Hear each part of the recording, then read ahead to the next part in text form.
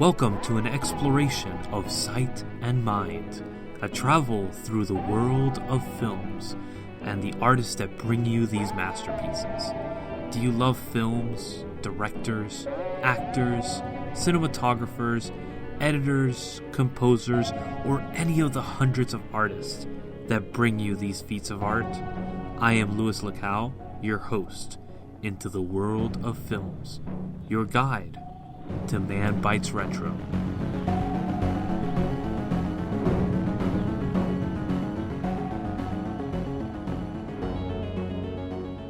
Hello everybody, and welcome to another episode of Manbitesretro. Today we're going to be doing an inside look on Harold and Maude. This is an amazing film that is directed by Hal Ashby, and 1971. This film is amazing, and this is the first time I've actually seen it, and I'm completely in love with it. This took the 1960s and 70s era films of peace, love, and happiness, and this personifies all those films of that era. The free reign, the peace, and finding yourself as a person through the act of allowing all objects to be void and away from you. It's an incredible concept, and this film really personifies it, I believe. Now, let's go a little bit into the story of what the actual film is about. So we're going to go into a little bit of the plot. But before we do that, for anybody that's tuning in for the first time, my name is Luis Lacau, and I am the founder of Manbitesmedia, Manbitesfilm, Manbitesretro. And we also have a podcast named Cellar Door that is a look into the stories of Tolkien, and it follows everything from creation myth on. And it is a fantastic look if you are a film buff or a literary person. You would be able to enjoy this podcast, I believe. It's told it's a retelling of this creation myth onwards, all the way to the beginning of the books. But today we are going to be discussing Harold and Maude. This film starts off in the most unusual way. It starts off with a suicide, and the first inkling that you get from this film is that you believe that we are going to be going back in time and we're going to see the life of this kid that's committing suicide, and we don't know why he's committing suicide. But then his mom walks into the room and acts so nonchalantly, just doesn't even pay any attention to what's going on. And I think that's a very big inkling of what the story is. Within the first 5 minutes of this film, you are basically told what the rest of the story is going to be. It is a story of Harold trying to get the attention of his mother, trying to come to grips with the world, because the mother figure in this film is obviously the educator, the nurturer, that type of sensibility that we all seem to be attracted to. Now, when we're doing that, this film portrays basically that he is missing that. He's missing that nurturing side. He's missing that kind of a sense of comfort, that home feel. He's in a very sterile environment, in a very, very odd environment where he is raised in a very wealthy household. But it doesn't seem like they do anything for this wealth, and he doesn't appreciate the wealth. We quickly find out that he is faking the suicide in a very elaborate way. He is literally even actually blackens his tongue, which is a sign of choking and being strangled. And it's very fascinating, his preoccupation with suicide in this film, and death for that matter. The next scene that we see that's very interesting is he goes to a funeral, and we're kind of in an odd place where he is watching a funeral why does he go to watch a funeral? Why does he have this fascination with funerals and death in particular? And throughout the film, he has these very elaborate suicide attempts, quote unquote, and he uses it for attention. It is very obvious that he does it because he wants to shock people. He wants to be different. He wants to find that emotion that he first saw when somebody said that he was dead. And that actually goes full circle later on in the film. But before we get to that, his mother is very concerned with him, obviously, not only from the fact that he does this constant faking of suicide and all that, but she seems to be very preoccupied with him getting his life together. So she sends him off to see his uncle that's in the military. This man that's missing an arm, and just he's kind of a laughing stock. And it's a constant concept in this film that the adults are the laughing stock. They are the butt of every joke. They are the ones that are ridiculed by Harold and Maude later on. Then we are introduced to Maude as an actual character. She first catches sight of him by sneezing at a funeral, and he first notices she's watching the funeral just like he is, and is very fascinated by her, especially when the funeral is over. This particular funeral is over, and she gets into a vehicle and just speeds off. But what he quickly realizes is that this vehicle is not hers.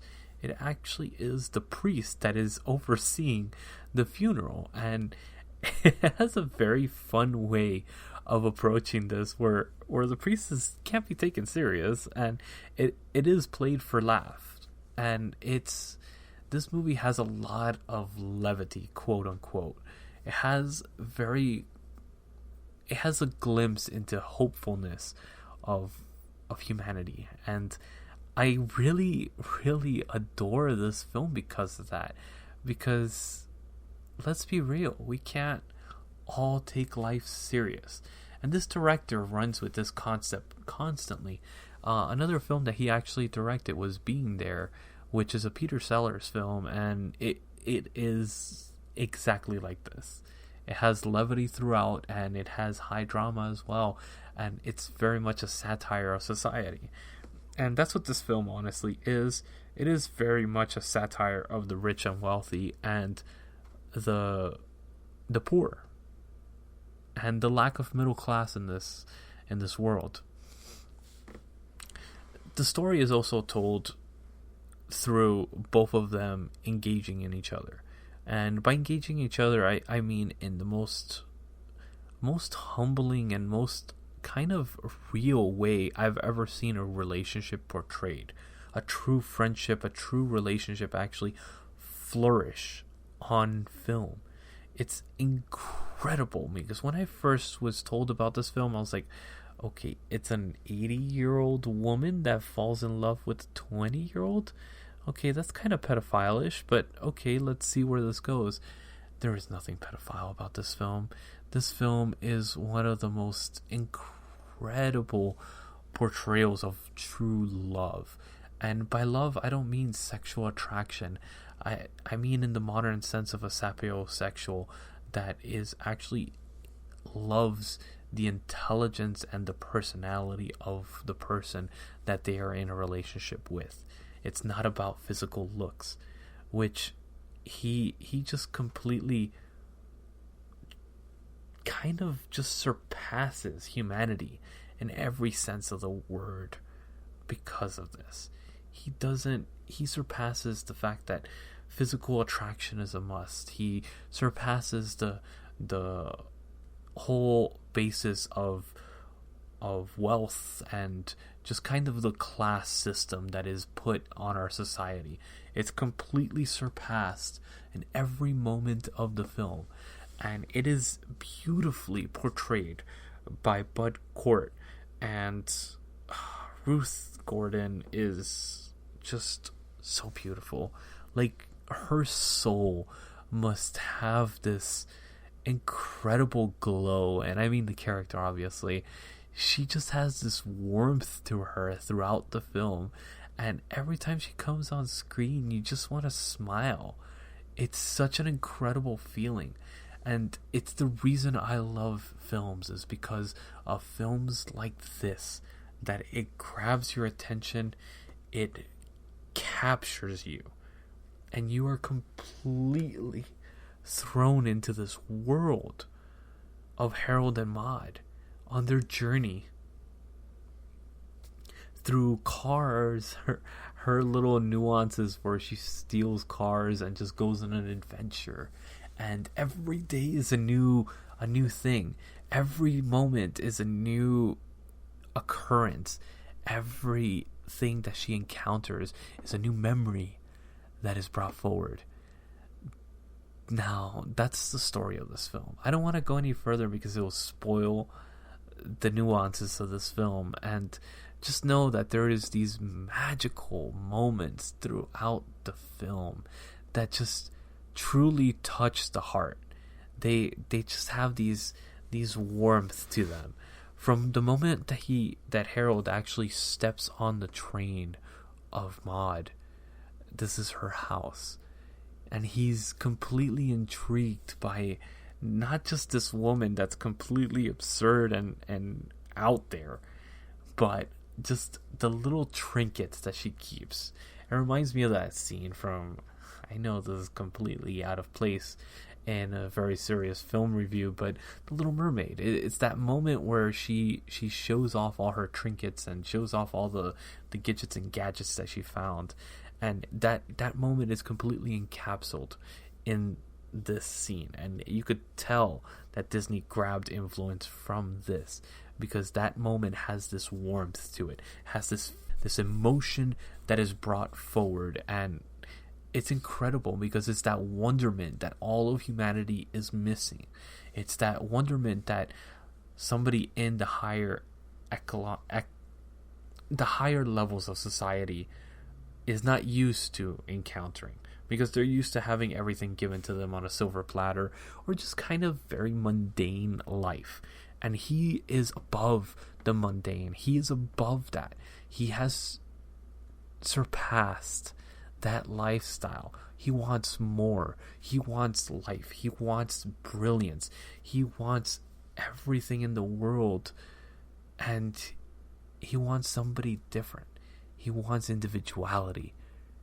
There's a beautiful scene that draws exactly what this film is about, and it does this on various occasions, because this film doesn't tackle one subject.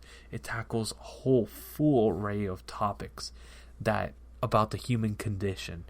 And there's a beautiful sequence with the sunflowers where Maude actually says, why would you want to be a perfect sunflower?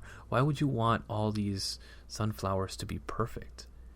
I want to be that one that's missing the petal, that one that has this inconsistency, because that's what humanity is full of inconsistencies.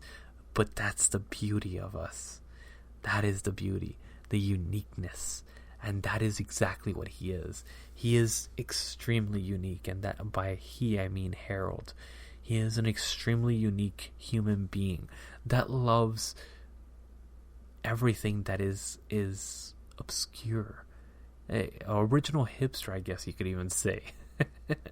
But honestly, I love how this film just has this portrayal of life. So much life, yet in the shadow of death. All these moments that they encounter, both of them, are in the shadow of death. And with the looming 80-year-old birthday coming forward, and there's a beautiful sequence at the very end that just kind of breaks down exactly what's going on. Cherish every moment. Cherish every single aspect of life, because you never know when something could happen. And that's why they go to the funeral, to remind themselves to cherish every single moment in your life, Make every single day count. Wake up every moment and do exactly what you want to do. When you find that, that's when you find true happiness. What does Maude do every single day? She wakes up and finds a new adventure. If she wants a car, she picks it. If she wants to go on an adventure, she'll drive there. And if she wants to steal a tree, she's going to go and steal a tree and plant it in the forest where it belongs, away from all the fog, smog, and pollution of our world. Cop and all. This film it has this, honestly, this warmth that brings you in. It cuddles you together as within the first 20 minutes, you become part of that family. You become part of that relationship. You identify with one of the two characters, whether they be Harold, whether they be Maude. You could identify with them. And for anybody that has kind of these social insecurities, wants to be outside of the social norm, these peculiar way of portraying life, this film gives you kind of a look on what to do, how to handle that type of lifestyle, because many people don't, because it's outside of the social norm, quote unquote. And who wants to be part of that social norm? Who wants to be normal? Who wants to be like that? It's a horrible feeling. And that's what this film is about. It's that journey of finding yourself. He finally finds himself, not with a 20-year-old beautiful model or a 25-year-old actress. No, he finds himself with an 80-year-old woman that's experienced life and is ready for death. That's who he finds to be his soulmate, to be that person that he completely identifies with. Why? Because he is an old soul.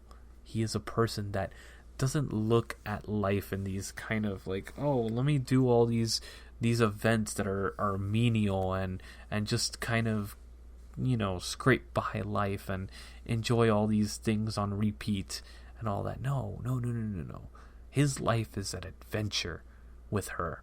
His life, every single day, there's something new going on, and she has no shame in doing what she wants to do. What happens if we all peel away our social norms, our social restraints that are put on us from birth? What happens if we do that? Will we evolve as humans?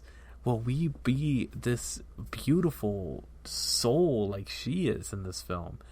And there's something about her character, the way that it's portrayed and the way that the camera looks at her.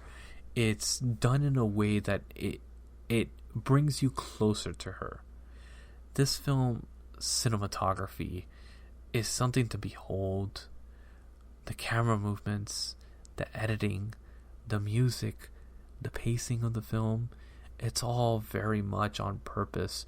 There's scenes here that are so beautifully constructed, and the movements, from the little nuances of the fingers moving on Harold and kind of giving that inkling of insecurity, and then little by little his mannerisms change throughout the film, and he becomes more secure of himself, more suave throughout the time span of this film.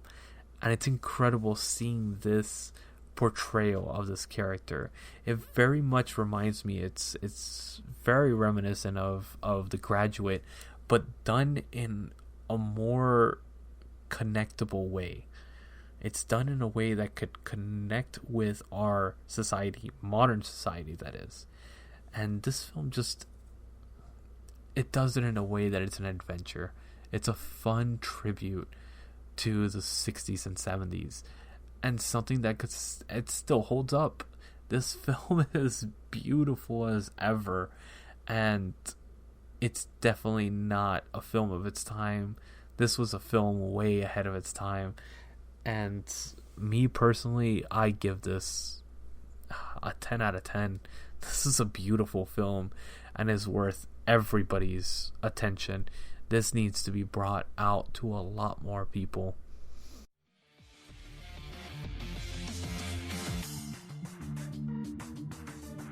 Hello, movie nerds. This is Luis Lacau. This is William Phoenix. And I'm your host, Brandon Lacau. Do you search for hours on Amazon, Netflix, Hulu, and Shudder? Always looking for the next show to binge or movie to watch? Before you binge, take a bite with Manbitesfilm.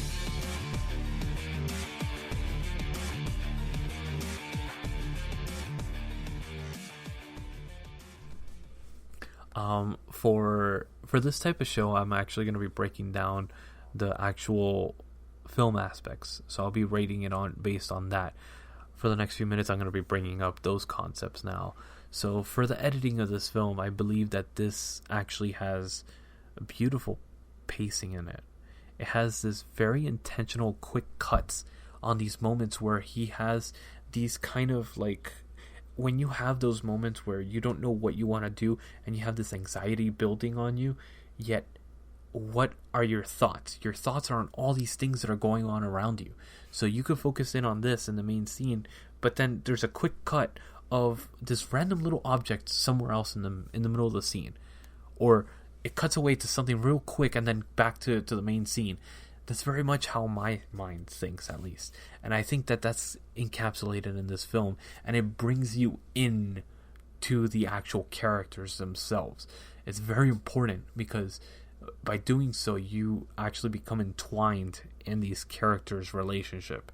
And by doing this, you actually allow yourself to open up more to these characters than most films. It's the same reason that Clockwork Orange works so well. It's because of that same type of pacing and editing and cinematography that brings you into these characters. Now, the cinematography is the next step.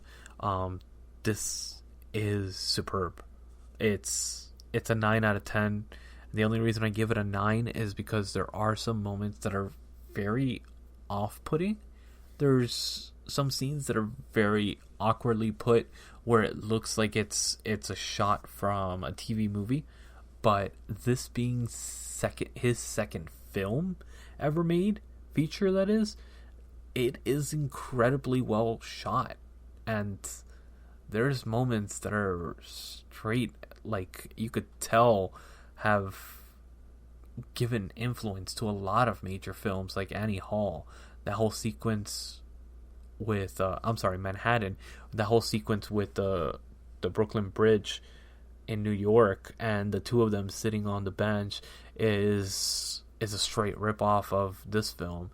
Love Story, straight off, like rips off a lot of the scenes from this, or pays tribute, not rips off, pays tribute to a lot of scenes in this film. The cinematography and the camera movement, honestly, is superb. There's moments where they build the tension, they build the scene, and then there's moments where the camera just sits there and watches. It's a long shot while all this action unfolds in front of you. It's beautiful and mystical, and just it brings you closer to the story. Again, not just the editing, the cinematography as well brings you into the story, and there's a common thread in this. Now the acting I can't say enough of it. The characters, the two main characters, Harold and Maude, are these beautifully acted, flushed out characters. Within half an hour of the film, you know what these characters are doing, where their motivations are, and how their backstory builds into who they are currently. Every other character is flat, but it's played like that on purpose, because it's supposed to also symbolize the perspective of Harold, which he's the one that really interacts with everybody else. And all the other characters are doofy. They're derpy characters. They're not intelligent characters. They're very dumb. And it's kind of the way that Harold and Maude look at the rest of the world. They go, it's them versus the world.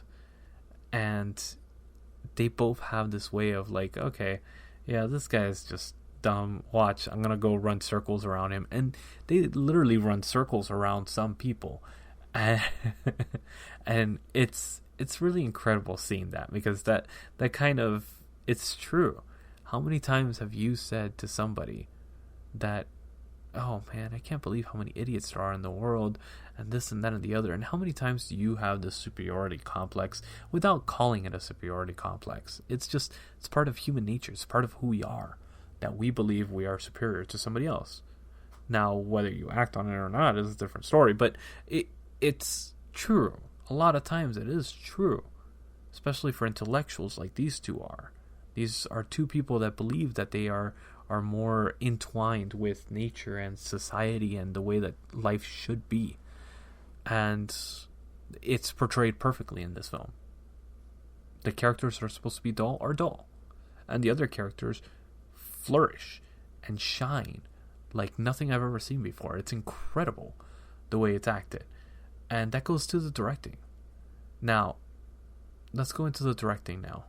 This is something that is very difficult to measure and gauge, because this is a first film, and obviously film is a collaborative effort. So it's not just one person that's doing something. It's obviously a whole group of people. But the director is kind of the one that brings everything together and heralds everything together and kind of keeps a leash on everybody and everything. Now, you could tell the influence of the director in this film. His hand is all over the place. And you could see that. You could see that he has a voice. He has a point of view. He has a direction in which he wants to take this film. And it is clear as day.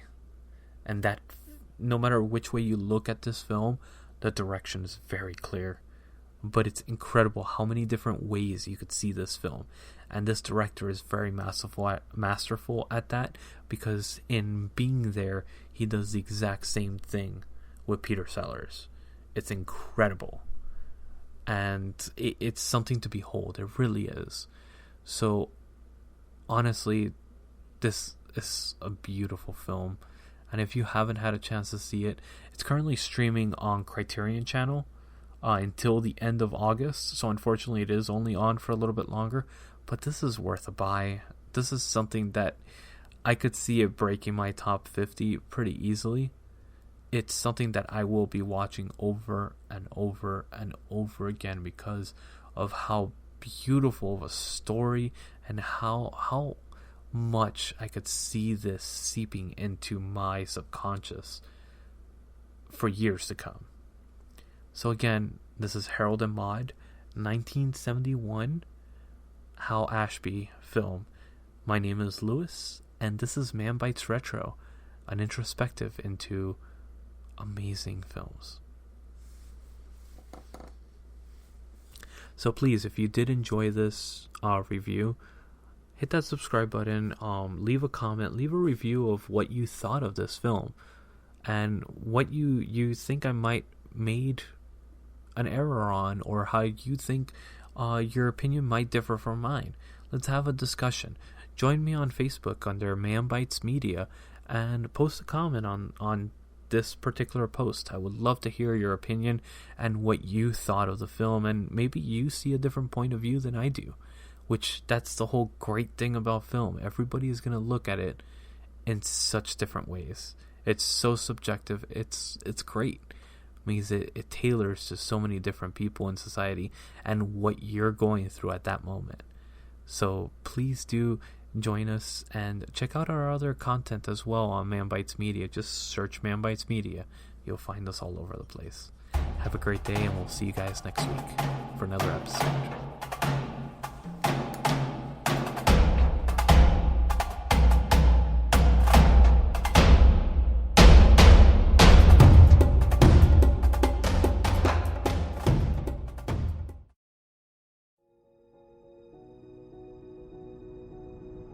As the songs of awakening rang through, the world was created. The silence was broken. Middle-earth, with its rolling hills, broken mountains, flowing rivers, and beautiful forest, was created. Cellar Door is a journey into the mythology the mystery, and the beauty of Middle-earth. Sit back Close your eyes and imagine.